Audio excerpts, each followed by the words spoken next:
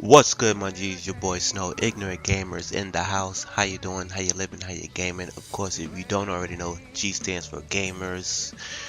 If you're new to the channel, welcome.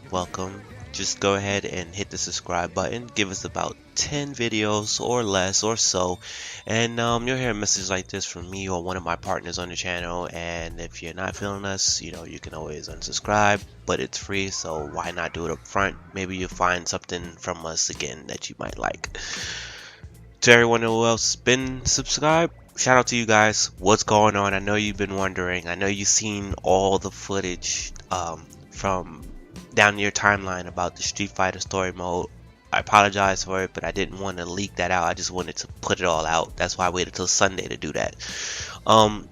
So you're probably wondering my thoughts in the game. First off, let me tell you that in the link description below, if you haven't seen it already, Nigel has given his opinion about it already. He is technically the Street Fighter dude here. Ramon has given a slight opinion on this specifically, but in route of some of the other things that's been bothering him. His video is called Fuck the Gaming Industry. And then this one right here is mine. Now, off rip, I am not a pro tournament player. I am not a hardcore player. Not anymore. I'm not a hardcore Street Fighter player. My hardcore Street Fighter ended when they announced Super Street Fighter 4. And I think it's safe to say that since then I've kind of dipped off from fighting when they announced Ultimate Marvel vs. Capcom 3, which is a long line of me saying fuck Capcom for a very long time. Even before that, I was saying it. So what I'm going to do here is give you what I feel is not a biased thing, but this is just something I always say in the videos. You guys who've been here a while, you know I say this. I'm a consumer first. No matter what it is, I'm a consumer first, right? So I am a casual fighting fan who grew up playing Street Fighter. I've been playing Street Fighter since the very first Street Fighter on arcade, when I didn't even know that was Street Fighter. So when I thought Street Fighter 2 was my first Street Fighter, it really wasn't. And that was in the arcades. Like, that just tells you how long I've been playing this shit. I played the arcade cabinets that had Balrog. When you do the punch, it throws two fucking fireballs from his hand. Like, I've been around. I had it on Genesis, the tournament fighters. I've had it the new challengers, Super Nintendo. I had the original Super Nintendo release. I've done everything. My most avoided Street Fighter was probably Street Fighter 3. I had moved on to a different type of 2D fighting style. I liked the combos that I was getting from the original Marvel vs. Capcom. Marvel War of the Heroes, and that was just like combo central, and I kind of went on with that, thus me getting into Marvel vs. Capcom. And probably the reason why I love Skullgirls, and I talk so highly of Skullgirls is slightly just bringing me back into the fighting system. Now, with that bullshit said, I want to say something about this game specifically. When you're in your match, Street Fighter 5 is fucking good. It's dope. The sound is amazing. The backgrounds is amazing. The art style of the backgrounds and the foregrounds, meaning the fighters, are amazing. I feel like when I'm playing the game, even though I'm from the older shit, mind you, I did play Street Fighter 4, so it was kind of weird to not have that focus thing in there and knowing how I would use it. But it's so dope how they did this time around by removing it. I feel like they kind of made it, I want to say, I think Street Fighter 4, when they put that move in there, normal people were taken back by it. I didn't mind it because I, at one point, was a competitive Street Fighter player. Not Street Fighter 4, not Street Fighter 3, but everything outside of that. And I felt like that was pretty dope because you had to time it just right, along with the frame count and all this other bullshit, right? So Street Fighter 5 seems to be more pick up and play than I probably could say in a very long time. I also want to say that Street Fighter 5 still gets in depth. Street Fighter 5 still is a tournament fighter, still is a Evo fighter, or whatever the fuck you want to call it. Like, it's there. I've seen it. I've watched my boys. I've watched streams of these people going ham with it. I've always watched the streams. I just don't care to play the games because I don't purchase the games. Then I got my hands on this game. I did not buy it, and I'm seeing these amazing things that Street Fighter people who come today to play. It's still there.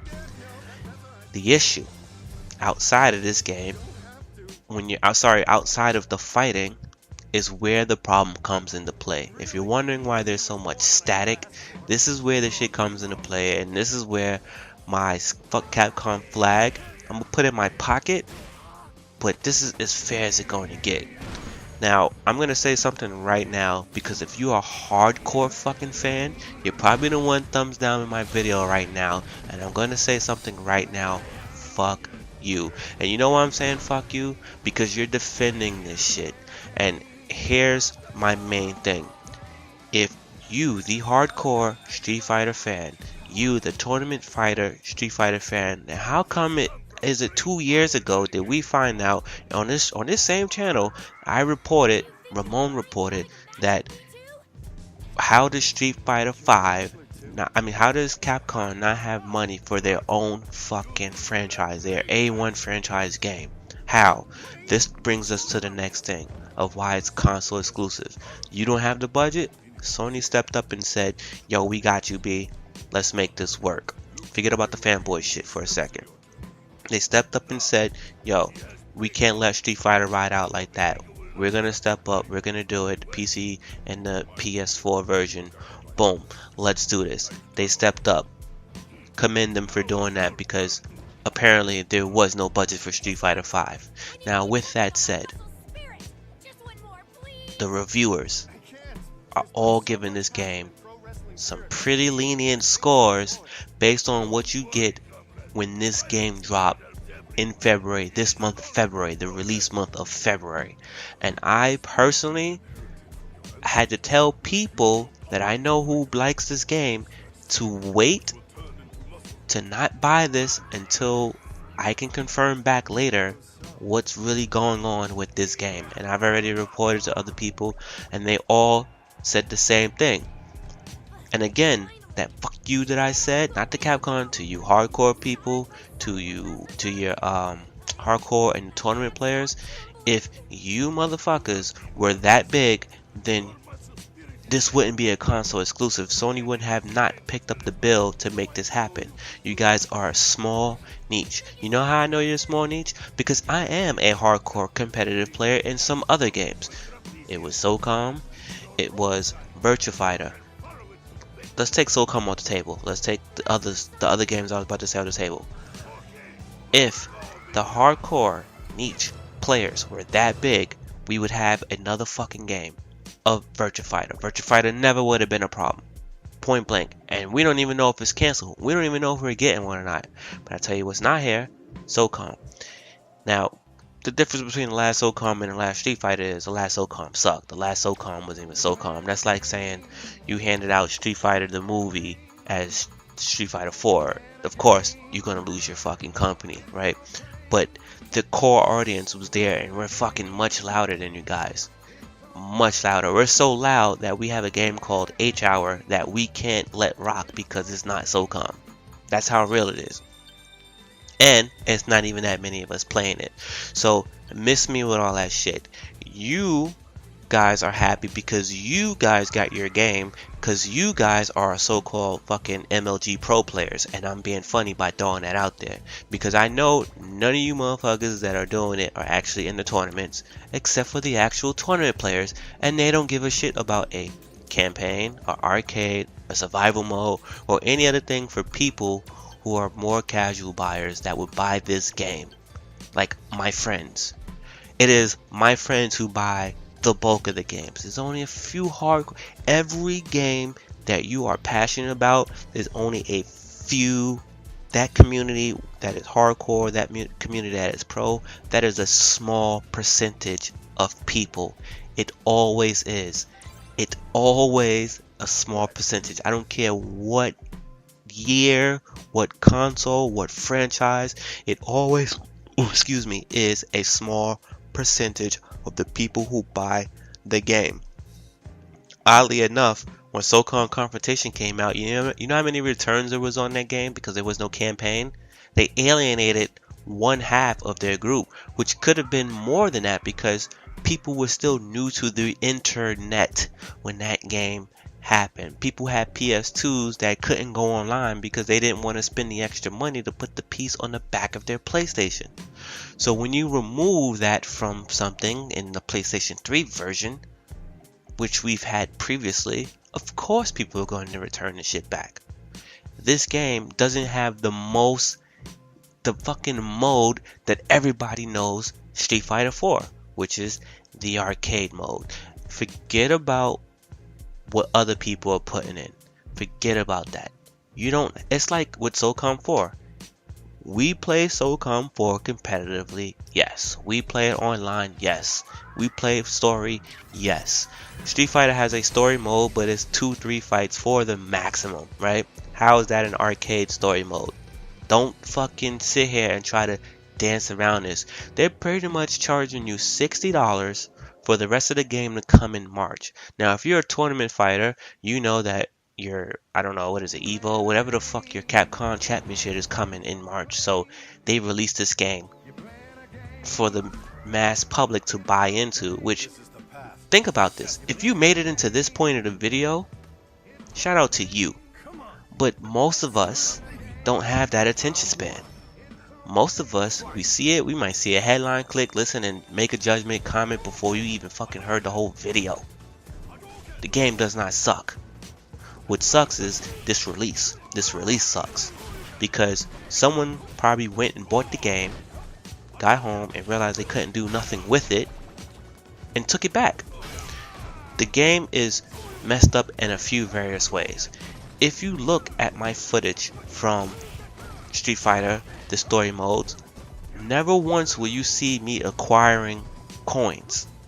The fight money, which helps me buy characters later, DLC later, costumes later, because they're also not available at the launch of this game. So much shit depends on March. March what? Is it March 1st? Is it March 15th? Is it at the end of March? You don't even fucking know. So people buying this game and probably taking it right back. See, I rented this shit. I'm already ready to put it back into the GameFly sleeve and send it back. Because this is asinine. This is bullshit. I was online and I was fighting people. Sorry, I fought two people. I fought two people online. One in a friendly battle and one was in a lounge battle, which I'm not going to make a comment about. And the other one was in it might have been a casual match. And my character, my profile, whatever you want to say, did not, I repeat, did not get any type of level up increase. But my friend, when I was in a lounge battle, he did. I didn't get nothing. Why is that? How is that? How is that even possible?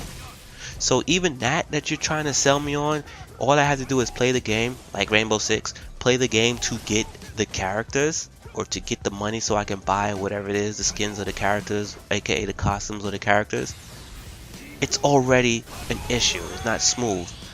I beat 16 missions. 5 of them I did twice. Sorry. One of those 5 I did 3 times, because on the 3rd time, which was Nash, I finally got some coins. Nash is my only character that one character is a level 8. Speaking of that, I can't even tell what character levels. There's nowhere in the game that I can go to and say, how much time I put with this character, how much time I've done with this character, what's my level with this character. There's nowhere in the game where I can tell my levels with the characters unless I pick them in a specific mode to see what level the character is. But yet there's a reason for that. Why do we have level characters? Why do we have to level the characters? This is an alpha. Why is that? Let's talk about the whole crossplay thing. I think that's amazing. I'm not even talking shit. Crossplay, fucking PC with a console, it doesn't even matter what game it is, because Xbox got some, PlayStation got some. It's fucking dope. Here's the problem though with this particular game, because I can't speak on all of them. Why I'm not able to search my friends list on my console and automatically favorite them or friend them or etc, etc. I have to literally put in their fighter ID because the online ID wasn't working, but I have to put in their fighter ID because I had to create a fighter ID, which is a dope concept because Battlefield, Battle Log, we have a Battle Log ID. Back it up. I can add someone on my friend list or see this information and add them through the game. Or go to battlelog.battlefield.com, check the last match that I did, see if they have a Battlelog account, and add them through the site or the app. You cannot do that here at launch. Battlelog was doing that at launch with Battlefield. So this game is all kinds of short, and it's not even what's even funnier about this is that Street Fighter 4, forget about everything else I'm about to say prior to that. I just said Street Fighter 4, when it launched its online component, everybody, including the same reviewers, said the same shit about it. There was something off, it was something fishy, how it was only 2-player lobbies, you can't see who's fighting, etc, etc, etc.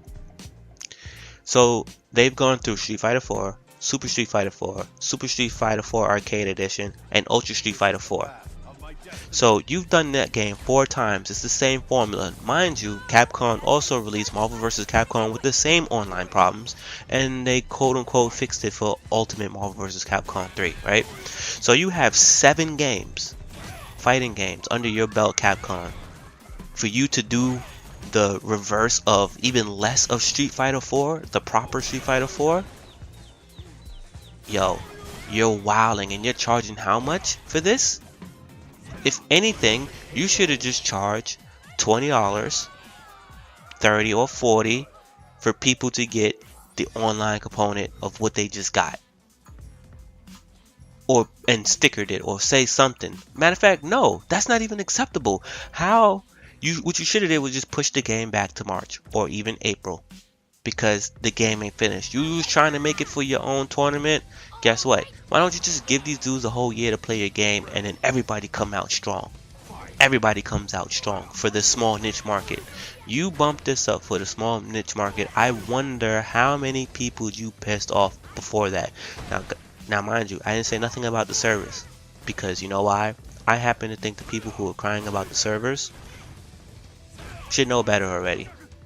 You should already know, and I'm not saying that against Street Fighter. Every game we play that requires service access day 1, day 2 is fucked.